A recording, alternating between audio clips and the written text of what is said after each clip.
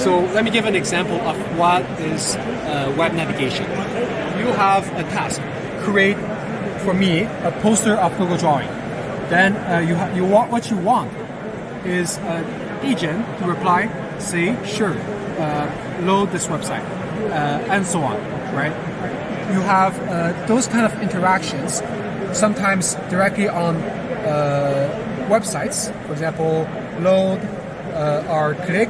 Sometimes it's interacting with the user. So say reply with what's the name of the paper, and then the user reply, you click it, and you can also write text input. So type this into here. This ends here, and this is one hypothetical demonstration that you can find in a dataset. Why is it hypothetical? Because it's heavily simplified from what a real demonstration looks like. A real demonstration will have an average 40 turns like this. If you remove the instruction, it's maybe 30 turn on average. This is the benchmark. This is the benchmark. An example of the benchmark of the data in the benchmark. The benchmark has two parts: a training split for training your agents to perform this sort of task, and then an evaluation setup of 4 different splits to test 4 different scenarios that you might encounter. And we have in total collected 2,300 demonstrations just like this. That all type of tasks on 150 real websites. We took that and we designed a pipeline for processing this information. We have HTML. We have the action history, all the click and say that happened before. We have the screenshots that we can sometimes give to a model, but not all model accept screenshot, so it's optional. We pass all this information in a template and give it to a large action model. The large action model predicts the action. You can learn by fine-tuning, or you can just follow the instructions in a template and predict it. Those predicted action is a string of text, just like we saw earlier, and it can be parsed to execute an action in the browser. Our pipeline is an empirical contribution. It's 5 times faster than previous approaches. That's mainly because of how we selected the top PNI. This part is 5 times faster to predict the action. This part is faster because we are using a smaller model. We are also using retrieval instead of classification to filter all the HTML elements and only keep the essential one. Top K is top 10. We designed this pipeline and then we tried different large action models. We tried a total of 20 action models, and the results are here. This is 3 examples. GPT-4V, zero-shot model with vision. It can see the screenshot. 3.5 is the fine-tuned model, GPT. And then Llama 3 is the Llama 3 model that was fine-tuned for chat and instruction. And we fine-tune it afterward on this task, on the WebLINX dataset, just like this.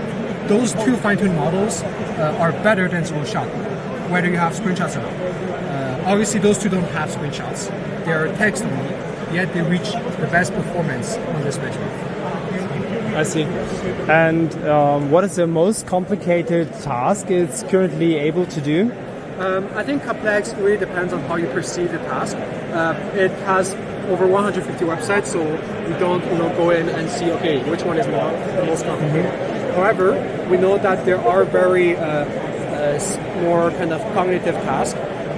For example, can you summarize those 3 news articles, right? And then that would be more like, be able to summarize that, copy pasting into a ChatGPT and things like that. But there are also a lot more kind of technical tasks. For example, if you open a spreadsheet and you have to compute a calculation, you have to click a lot of cells, right? And that is quite a lot of steps. Yeah. And it is quite challenging. Unfortunately, there's no environment that can capture all of that, because you cannot just create a Google spreadsheet for this. It can't just create Airbnb. It will take months and years. Yeah. So instead, we collect it on real-world websites, 150 websites out there in the wild, and we collect that as a static demonstration benchmark. I see, I see. And I guess for a lot of websites, the screenshot must be essential, right? Because HTML structure is very complex. Yeah. I even assume, like on this website, it must not be very easy parsing of this, right? So yeah, exactly. The screenshot is a crucial part. Yeah. But one thing is knowing when to capture a screenshot is difficult. You yeah, capture it at the beginning, right? Right when you start typing, or after, or before. Those are all super complex timing questions. But beyond that, using screenshot is still very challenging for models. The performance of this is actually worse than the GPT-4 without text. The results are all in the paper here. And we have 16 other models reported in the paper. Some with vision, some without vision. But even fine-tuning a vision model might not be better than text model. Screenshots are important, but current models do not know how to properly leverage them. Okay. Or maybe they do know, and we just need more research engineering to make the best use of those existing models. I see, I see. Cool. Thanks for presenting. Thank you for coming. Hope you enjoyed the presentation.